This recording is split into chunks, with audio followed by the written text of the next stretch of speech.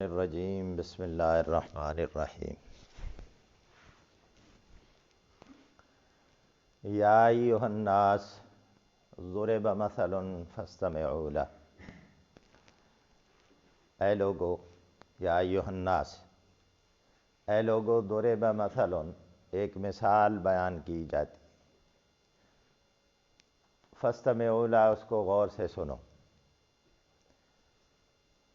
ان الذین تدعون من دون اللہ، بے شک وہ لوگ، تدعون دعوت، بلانا، پکارنا، بے شک وہ لوگ جو پکارتے ہیں من دون اللہ، اللہ کو چھوڑ کر اوروں کو، لن یخلقوا ذبابا، یخلقوا تخلیق سے ملتا جلتا لفظ ہے، ذباب مکھی کو کہتے ہیں، وہ ایک مکھی بھی نہیں بنا سکتے، ایک مکھی کی تخلیق بھی نہیں کر سکتے ہرگز۔ وَلَوِ اجْتَمَعُوا لَهُ، اجتماع اجتماع سے ملتا جلتا لفظ ہے، اگرچہ وہ اس کے لیے جمع ہی کیوں نہ ہو جائے، مکھی بنانے کے لیے سارے اکٹھے ہو جائیں، سارے وسائل اکٹھے کر لیں، ساری طاقتیں اکٹھی کر لیں، پھر مکھی بھی نہیں بنا سکتے۔ یہ اس آیت کا ترجمہ و تشریح سمجھنے سے پہلے یہ ذرا ذہن میں تازہ کر لیں کہ یہ کس تناظر میں اللہ بات کر رہے ہیں۔ پیچھے آپ نے سورہ حج تھی، حج کے احکامات کے بعد مسلسل اللہ رب العزت نے جہاد کا تذکرہ کیا۔ پہلے مسلمانوں کو تلوار اٹھانے کی اجازت نہیں تھی، جہاد کی اجازت نہیں تھی، اپنا تحفظ کرنا، اپنا دفاع کرنا، اس کی اجازت نہیں تھی پہلے۔ بس یہ تھا کہ صبر کریں، مکی زندگی کے اندر یہی تھا کہ آپ کے اوپر تشدد ہو رہا ہے، آپ کو ستایا جا رہا ہے، آپ کو تنگ کیا جا رہا ہے، کوئی بات نہیں، آپ برداشت کریں، آپ استقامت کا مظاہرہ کریں۔ اب اللہ رب العزت مکے سے ہجرت کر کے مدینہ تشریف لے گئے مسلمان، نبی علیہ الصلوۃ والسلام بھی۔ اللہ رب العزت نے اب اجازت دے دی ہے کہ اب آپ جہاد کر سکتے ہیں، اب اپنے تحفظ میں تلوار اٹھا سکتے ہیں، اگر کوئی آپ کے اوپر زیادتی کرے آپ اس کا جواب دے سکتے ہیں۔ لیکن پیچھے آپ یہ سنائے ہیں کہ جتنا آپ کے ساتھ زیادتی کی گئی ہے اتنا ہی آپ انتقام لے سکتے ہیں، یعنی انصاف کا پہلو، انصاف کا دامن آپ نے نہیں چھوڑنا ہے، چاہے آپ کا دشمن ہی کیوں نہ ہو۔ یہ ساری باتیں، پھر ہجرت کی باتیں بھی آپ نے پیچھے پڑھی کہ ہجرت پر مجبور کیا گیا مسلمانوں کو، اور مسلمان بالکل خالی ہاتھ، اپنے ہاتھ میں کوئی چیز لے کر نہیں گئے، اپنی جائیدادیں مکے کے اندر چھوڑ کے گئے، اپنا گھر بار مکے کے اندر چھوڑ کر گئے۔ یہ ساری حالات سامنے رکھیں اور پھر اس آیت کو، اس کی تشریح کو سمجھنے کی کوشش کریں۔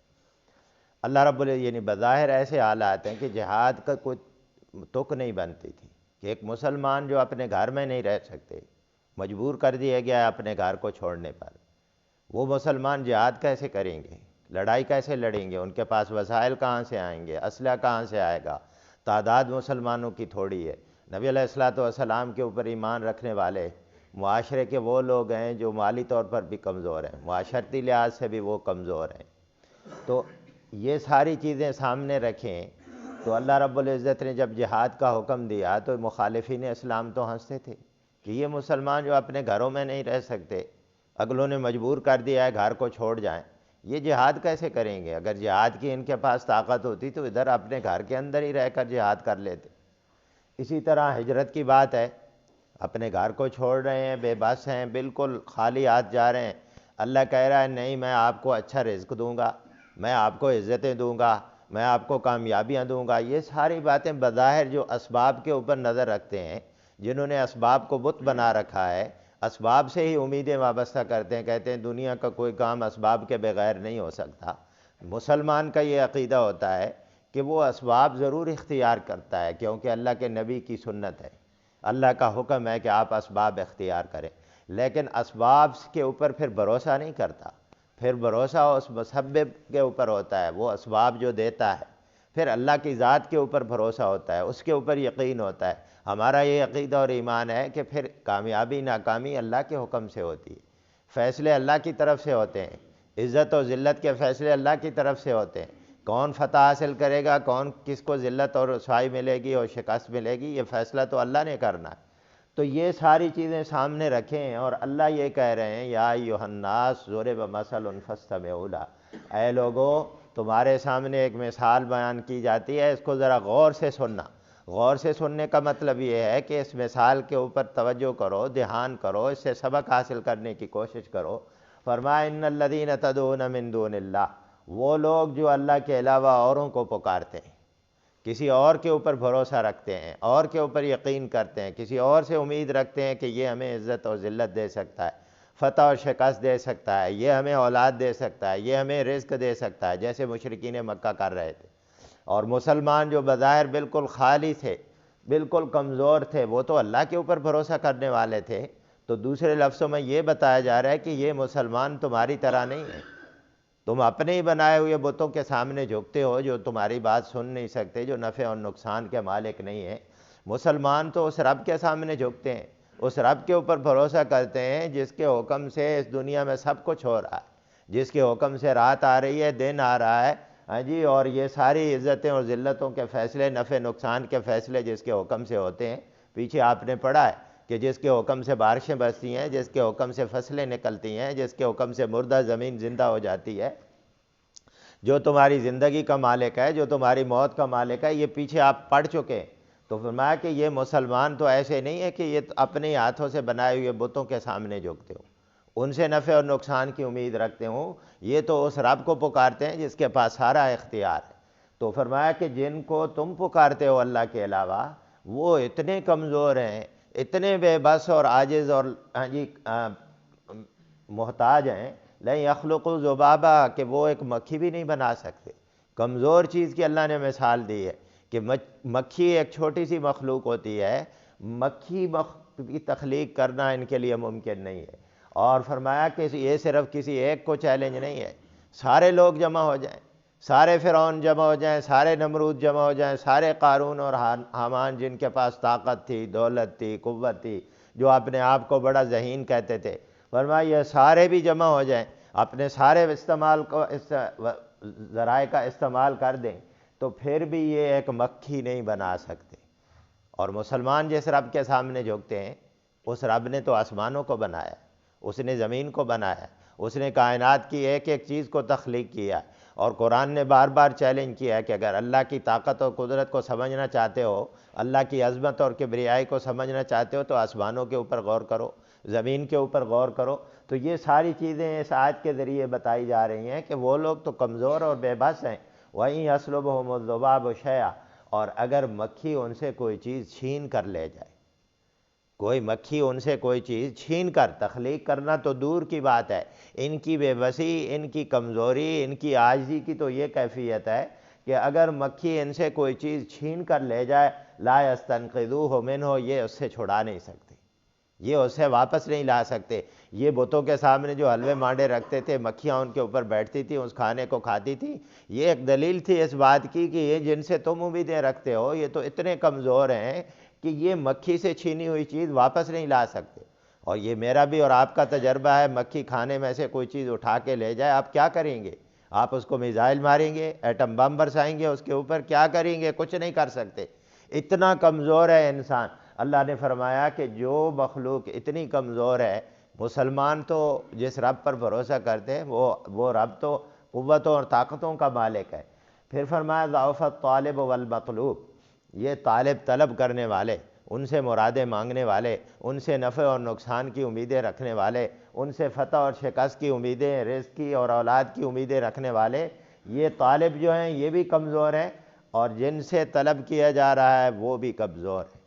انسان عبادت کیوں کرتا ہے؟ انسان کمزور ہے، اپنے دیکھنے میں بھی محتاج، سننے میں بھی محتاج، چلنے پھرنے میں محتاج، کھانے پینے میں محتاج، زندگی اور موت میں محتاج، صحت اور بیماری میں محتاج، ہر معاملے میں ہم محتاج ہیں۔ ہم اللہ کے سامنے اس لیے جھکتے ہیں کہ وہ ہماری ساری محتاجیوں کو دور کرتا ہے، وہ ساری ہماری ضروریات کو پورا کرتا ہے۔ ہم بیمار ہو جائیں، ہم اس سے مانگتے ہیں کہ اللہ تو شفا دینے والا ہے۔ ہمیں رزق کی ضرورت ہے، ہمیں بھوک لگتی ہے، ہم اس کے سامنے جھکتے ہیں، اس کے سامنے گڑ گڑاتے ہیں۔ تو اللہ رب العزت نے فرمایا کہ بھائی یہ تو ایک طرف مسلمان ہیں جو اپنے رب سے مانگتے ہیں، جو سارے خزانوں کا مالک ہے، ساری قوتوں اور طاقتوں کا مالک ہے، اس کے سامنے اپنی کمزوری کا اظہار کرتے ہیں۔ وہ چونکہ طاقتور ہے، اور پھر جب طاقتور کے سامنے یہ جھکتے ہیں تو ان کی کمزوری دور ہوتی ہے، ان کی حاجات پوری ہوتی ہیں۔ ان کی کیفیت یہ ہے کہ جو طلب کر رہا ہے، جن سے طلب کیا جا رہا ہے، دونوں کمزور ہیں۔ ان کے پاس قرآن نے واضح طور پر کہا فَأَيْنَ تَذْهَبُونَ، اللہ کو چھوڑ کر کدھر جا رہے ہو، کہاں سے تم نے امیدیں رکھ لی ہیں؟ کوئی آپ دیکھیں آج کے دور میں ہم کہتے ہیں یہ آیتیں مشرکین مکہ کے لیے اتری، اپنے گریبان میں ہم جا کے اپنے معاشروں میں دیکھیں، ہاں جی مزاروں میں جائیں، قبروں کے اوپر جائیں، ہم لوگ زندہ خداؤں کے اوپر ان کو خدا بنا رکھا ہے، ان سے نفع، اور یہ دیکھیں جتنے معاشرے کے اندر کرپٹ لوگ ہیں، نا انصاف اور ظالم لوگ ہیں، ہم ان کے نعرے کیوں مارتے ہیں؟ ہم ان کے قرب و جوار میں کیوں بیٹھتے ہیں؟ ہم اپنا پیسہ لگاتے ہیں ان کے پیچھے، حالانکہ ہمیں پتہ ہے کہ یہ کرپٹ لوگ ہیں، یہ معاشرے کے ناسور ہیں، انہوں نے معاشرے کے اندر مخلوق خدا کے اوپر ظلم کیا ہوا ہے، لیکن ہم ان سے نفع اور نقصان کی امید رکھتے ہیں، اس لیے ہم اپنا پیسہ بھی لگاتے ہیں، اپنا وقت بھی لگاتے ہیں، ان کے نعرے بھی لگاتے ہیں۔ یہ عقیدے اور ایمان کی کمزوری ہے۔ مسلمان ہمیشہ اللہ کے اوپر بھروسہ کرتا ہے، اللہ کے اوپر یقین کرتا ہے، وہ کہتا ہے کہ بھائی میرے رب نے میری ضروریات کو پورا کرنا ہے، میرے رب نے میری مشکلات کو آسان کرنا ہے۔ وہ کبھی کسی کرپٹ کا ساتھ نہیں دے سکتا، کبھی کسی ظالم کا ساتھ ایک مسلمان کو نہیں دینا چاہیے۔ تو یہاں سے یہ پیغام اس آیت کے ذریعے ہمیں یہ بھی ملتا ہے، ما قدر اللہ حق قدری، انہوں نے نہیں قدر کی اللہ کی جیسے اس کی قدر کا حق تھا۔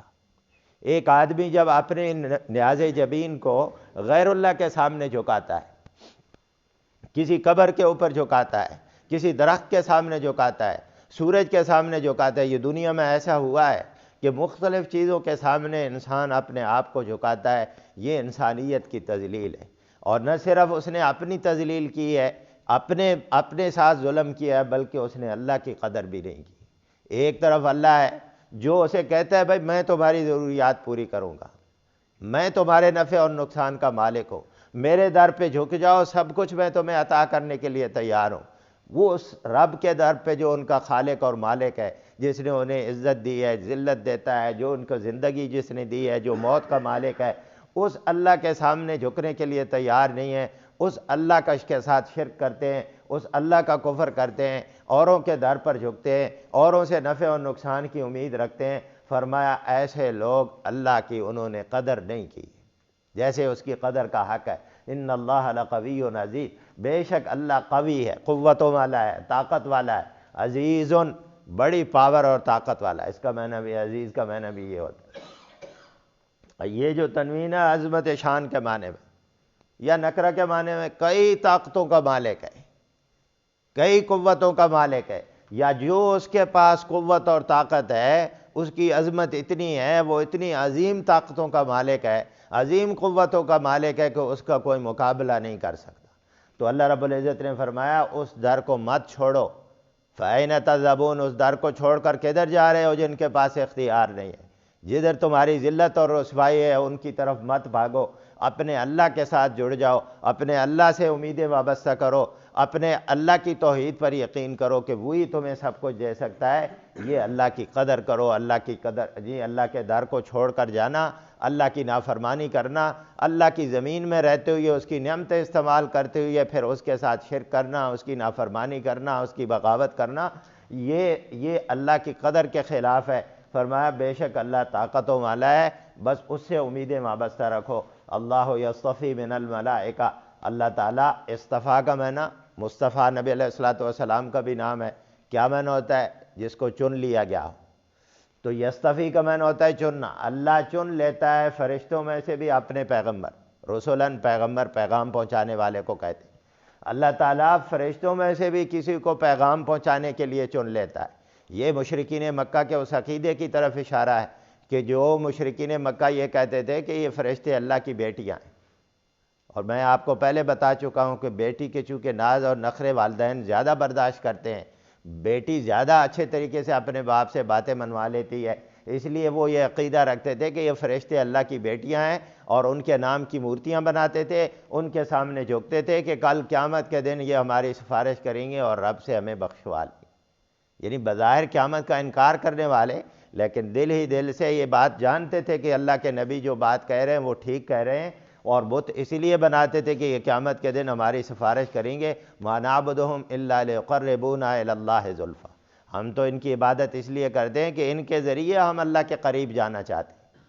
تو یہ ان کا عقیدہ تھا۔ اللہ رب العزت نے فرمایا یہ اس بات کی دلیل ہے کہ وہ اللہ کی بیٹیاں نہیں ہیں، ان کے اوپر اللہ کا حکم چلتا ہے، وہ اللہ کے حکم کے پابند ہیں۔ اللہ جس طرح پیغمبروں کی اور انسانوں کی ڈیوٹی لگاتا ہے کہ میرا پیغام تم نے لوگوں تک پہنچانا ہے، یہ تمہاری ڈیوٹی ہے، یہ تمہاری ڈیوٹی ہے کہ صبح اٹھ کر اللہ کے سامنے جھک جاؤ اور اللہ کی اطاعت اور فرمانبرداری کرو۔ ہر آدمی کی اللہ نے ڈیوٹی لگائی اور اللہ کا حکم چلتا ہے اس کائنات پر، سورج چاند ستاروں پر، دن رات پر، ہر چیز پر اللہ کا حکم چلتا ہے۔ اسی طرح فرمایا فرشتوں کے اوپر بھی اللہ کا حکم چلتا ہے، اور اللہ فرشتوں میں سے کسی ایک کو اپنا پیغمبر، جیسے جبرائیل امین کو اپنا پیغام پہنچانے کے لیے اللہ نے منتخب کیا۔ یہ اللہ کے فیصلے، یہ اس بات کی دلیل ہے کہ وہ اللہ کے حکم کے پابند ہیں، اور وہ مخلوق ہیں اور وہ خالق نہیں ہیں، ان کے پاس اختیار نہیں ہے۔ وَمِنَ النَّاسِ، اور جس طرح لوگوں میں سے بھی اللہ فرشتوں میں سے بھی اپنے پیغام پہنچانے کے لیے کچھ کو منتخب کرتا ہے، فرشتوں کو کائنات کا نظام چلانے کے لیے، کسی کو ہوا کے اوپر مقرر کر دیا، کسی کے ذریعے بارش کا انتظام کر دیا، کسی کے ذریعے کچھ اور کام، اللہ کائنات تکوینی معاملات چلاتے ہیں فرشتوں کے ذریعے۔ اور فرمایا اسی طرح انسانوں کے اوپر بھی اللہ کا حکم چلتا ہے، ان اللہ سمیع بصیر، بے شک اللہ تعالیٰ سننے والے بھی ہیں اور دیکھنے والے بھی۔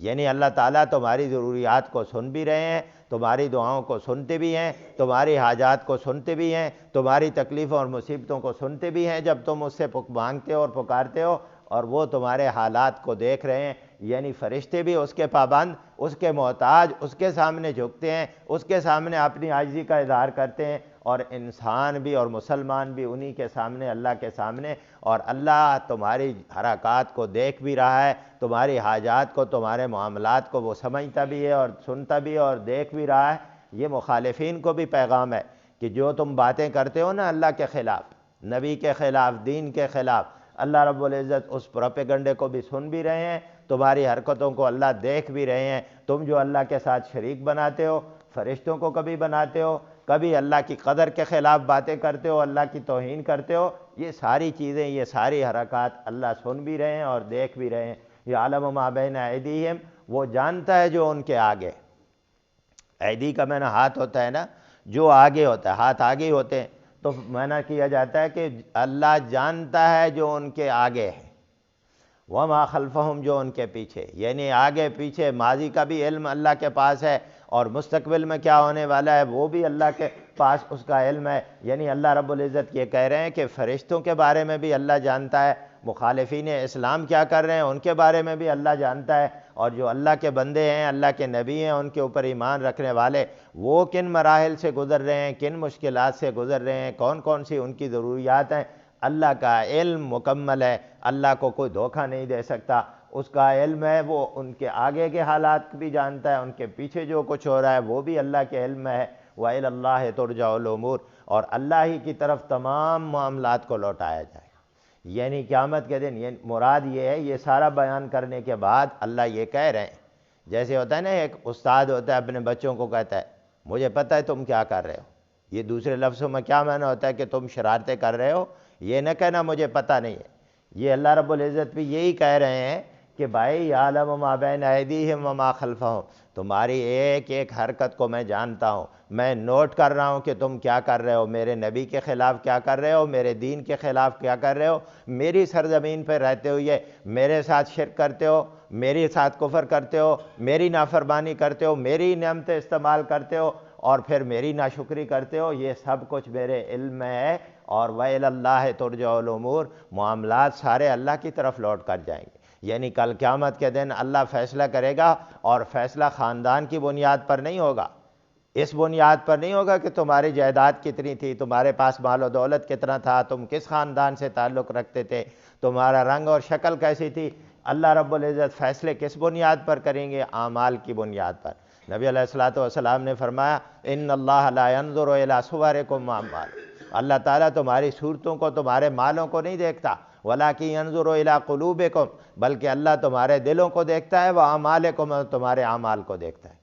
تو یہ قیامت کے دن فیصلے تمہارے دل میں نیت کیسی تھی، کس نیت کی بنیاد پر تم نے فیصلے کیے تھے، اس بنیاد پر فیصلے ہوں گے۔ اعمال کیسے کیے تھے، اس بنیاد پر فیصلے ہوں گے۔ یعنی یہ پیغام ہے کہ اپنے معاملات کی اصلاح کر لو، اپنی آخرت کی فکر کر لو، اپنے معاملات ٹھیک کر لو، اللہ کے سامنے پیش ہونا ہے، اور وہ اللہ اس کو علم مکمل ہے، یعنی کوئی بات تم اس سے چھپا نہیں سکتے، تم اپنی کوئی حرکت اس سے چھپا نہیں سکتے۔ تمہارے آنکھوں کی خیانت، یعلم خائنۃ الاعین، وہ تمہاری آنکھوں کی خیانت کو بھی جانتا ہے، وہ تمہاری راتوں کو بھی جانتا ہے، تمہارے دن کو بھی جانتا ہے، وہ تمہاری تنہائیوں اور خلوت کو بھی جانتا ہے۔ اس لیے اللہ کے علم کے ساتھ تم مقابلہ نہیں کر سکتے، اللہ سے کوئی چیز چھپا نہیں سکتے، اور اختیار بھی صرف اسی کے پاس ہوگا۔ یخلق ما یشاء و یختار، اس نے ہر چیز کو تخلیق بھی کیا ہے، اسی کے پاس اختیار بھی ہے، کسی کی سفارش کام نہیں کرے گی۔ اس لیے انسان کے پاس ایک ہی آپشن ہے، اور وہ یہ ہے کہ اللہ کے سامنے جھک جائے، اللہ کی اطاعت اور فرمانبرداری کرے، اپنے معاملات کو ٹھیک کر لے، اپنی آخرت کو ٹھیک کر لے، اپنے عقیدے، اعمال، اخلاقیات کو ٹھیک کر لے، کیونکہ ان بنیادوں پر قیامت کے دن فیصلے ہوں گے۔ اللہ رب العزت سے دعا ہے کہ اللہ عمل کی توفیق نصیب فرمائے۔